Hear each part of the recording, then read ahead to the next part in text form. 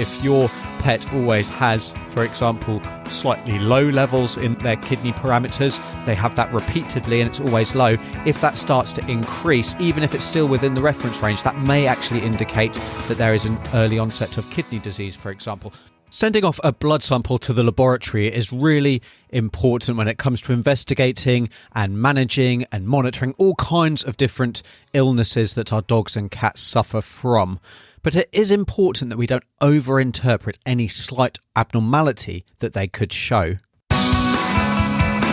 Welcome to Call the Vet, the show that answers all your dog and cat questions so they can live healthier, happier lives. And here's your host, veterinarian Dr. Alex Avery. Hello and welcome to another episode of Call the Vet.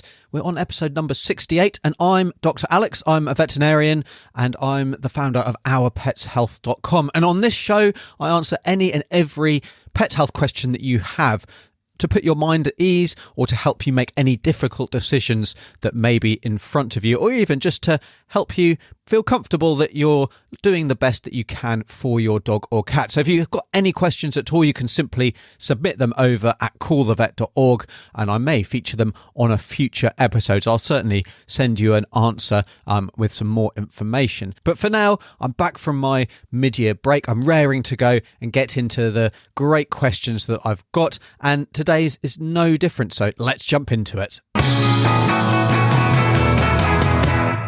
And today's question is from Lydia, who wrote, "Could you please kindly look at these blood results as I'm worried about the white cells. Since they are slightly high, when a dog is on heat, does it affect the white cells? As my dog has been on heat for a couple of weeks now." So Lydia also, as you can imagine, sent along the blood test results with them. And there's a couple of kind of key points here, really. And the first one is to say is that as far as the blood results go, in isolation with Lydia's results, they're only slightly high white blood cells. I wouldn't be overly concerned about the elevation that they show. And it's certainly possible that being on heat could be responsible for these mild changes. So if we think about the white cells, that's part of a hematology profile. So it's looking at the red and the white blood cells and the platelets and things that are circulating within the blood. And the white blood cells are responsible for the body's immune system and so can be raised in inflammation and infection. It can be sometimes quite challenging to know what the raise is caused by. And again, in isolation, it's really impossible to say exactly what the problem is. But and this is really the key thing that I would say. So with any blood test results, we need to remember that we're treating your pet, your dog or your cat. We're not just treating a piece of paper. We're not just treating a set of results. And so it's important with any blood test that's done and with any investigation that's done, whether it's an ultrasound, an X-ray, a CT scan, a bronchoalveolar lavage, where we're looking at the different types of cells and bacteria within the lung, whatever it is, we need to interpret that in light of the full history of our patient, of your pet, and within the full physical examination. And we need to think, does that make sense?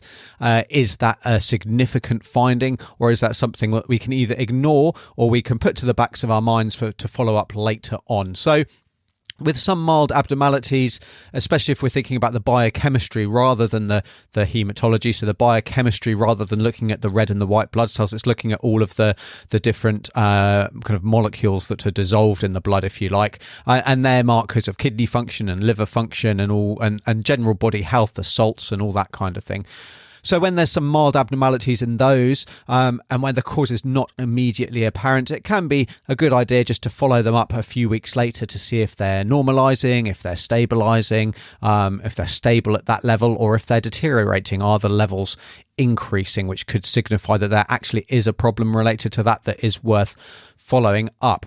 But very often with mild abnormalities, especially if we're dealing with a healthy animal and it's a routine blood screen, so that might be a pre-anesthetic screen, it might be a geriatric screen, we need to remember that normal is actually different for every individual.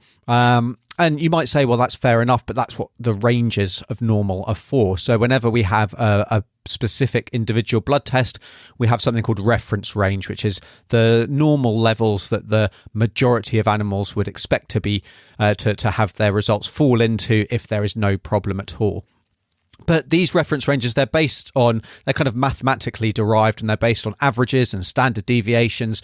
And it means that it would actually be expected that about 5% of all blood results will be outside of these normal reference ranges, and that in itself is just the maths of it, if you like. So if you've got a pet and there's some very mild abnormalities and they're actually just outside that normal, then there's a reasonable chance that that could actually be just normal for your individual pet. Like I say, especially if there isn't any particular concern. Obviously, if it's an investigation into a specific disease, it may be that those abnormalities are related to that disease. But that's something for your vet to put together based on the history, based on their differential diagnosis, what they expect's going on, based on the physical examination and everything like that. So we can't treat and we don't investigate based simply on blood test results. And this is another reason why it's often recommended for your senior pet maybe to have an initial screening blood test when they still seem healthy, when you don't have any particular concerns, because what that then does is, assuming that there's no major changes, that sets our knowledge of a baseline for that particular individual. So if your pet always has, for example, slightly low levels in their kidney parameters, they have that repeatedly and it's always low. If that starts to increase, even if it's still within the reference range, that may actually indicate that there is an early onset of kidney disease, for example. It could also be that the normal for your pet is actually a little bit high. So in an older dog, a common abnormality that is completely normal is a mild increase in some of the liver parameters.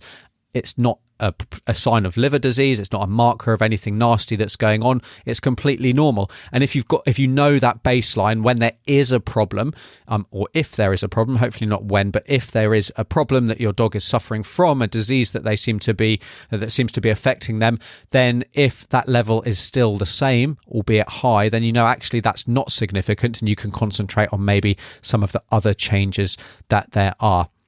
So with pet health, everything is a jigsaw puzzle. We don't look at one piece. We don't concentrate on one piece when it comes to working out what's going on. We try and put everything together as a whole, and we use blood tests as as one piece of that jigsaw puzzle. It's certainly not the whole thing, and we can't ignore what's going on with the rest of the body. Get your questions answered at callthevet.org. But that's it for this episode of the podcast. But before I go, I just wanted to make sure that you're aware of my free guide, which is called Pet Health Essentials, which is the guide to help you avoid the most common diseases and injuries that I see every day as a veterinarian in my consult room. If you concentrate on the 5 steps that I run through in that guide, you're going to go a huge way to making sure your dog and cat is living as full a life as possible. They're happy, they're healthy and comfortable. And you can get this guide today simply heading over to ourpetshealth.com/petcareguide, and I'll leave a link in the show notes as well. But that's it from me. And until next time, I'm Dr. Alex. This is Call the Vet. Take care. You've been listening to Call the Vet. Be sure to rate, review, subscribe, and we'll see you on the next episode of the show that answers all of your pet questions.